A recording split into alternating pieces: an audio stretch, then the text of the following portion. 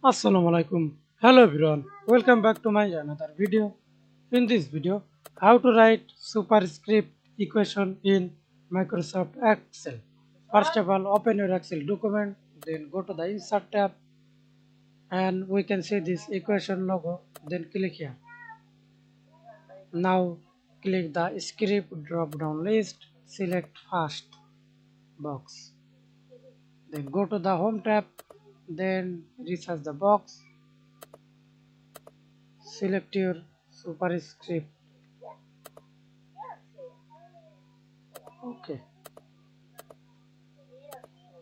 background, select background color. Okay, thanks for watching video. Please subscribe to my channel, like, comment, share.